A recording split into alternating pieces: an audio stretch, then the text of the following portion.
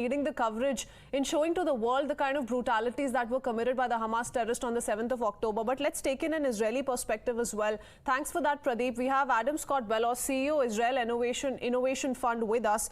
Mr. Bellos, when the UN Secretary General says that the attacks carried out by the Hamas did not happen in a vacuum, why is there a sense today that, the Secretary General has lost all morality and impartiality?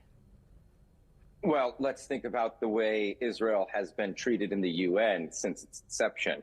I mean, last year alone, there were 15 condemnations of Israel, maybe one of China, one of North Korea, one of Russia.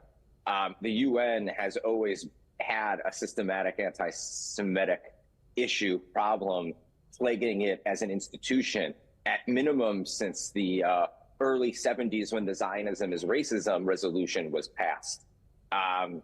It's no surprise to see not only the UN take not even taking a side against Israel, but supporting Hamas, because I took the statement as a support and an encouragement and a galvanization to the operation that they conducted. There was such a limp condemnation of what had happened on October the 7th.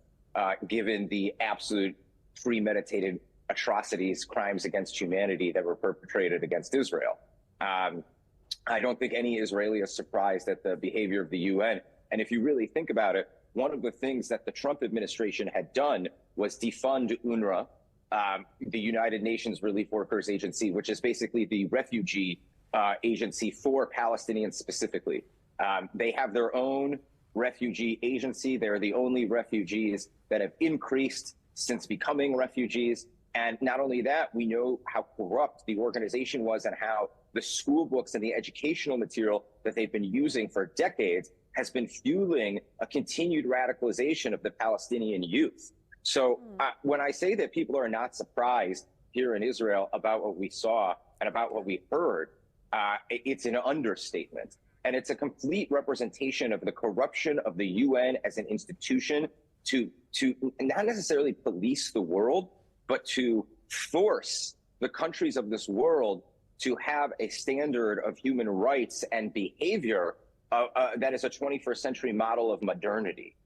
I hope that answers your question. Okay, there are also concerns over the loss of lives that's taking place in the Gaza Strip as well. But before I come back to you on that, let's quickly listen in once again to the UN Secretary General and the response that's come in from the Israel envoy to the United Nations. It is important to also recognize the attacks by Hamas did not happen in a vacuum. The Palestinian people have been subjected to 56 years of suffocating occupation. They have seen their land steadily devoured by settlements and plagued by violence, their economy stifled, their people displaced, and their homes demolished. Their hopes for a political solution to their plight have been vanishing. But the grievances of the Palestinian people cannot justify the appalling attacks by Hamas, and those appalling attacks cannot justify the collective punishment of the Palestinian people. Mr. Secretary General, the UN was established to prevent atrocities, to prevent such atrocities like the barbaric atrocities that Hamas committed. But the UN is failing. The UN is failing, and you, Mr. Secretary General, have lost all morality and impartiality. Because when you say those terrible words that these heinous attacks did not happen in a vacuum, you are tolerating terrorism. This is a pure blood libel. And I think that the Secretary General must resign. Mr. Bellos,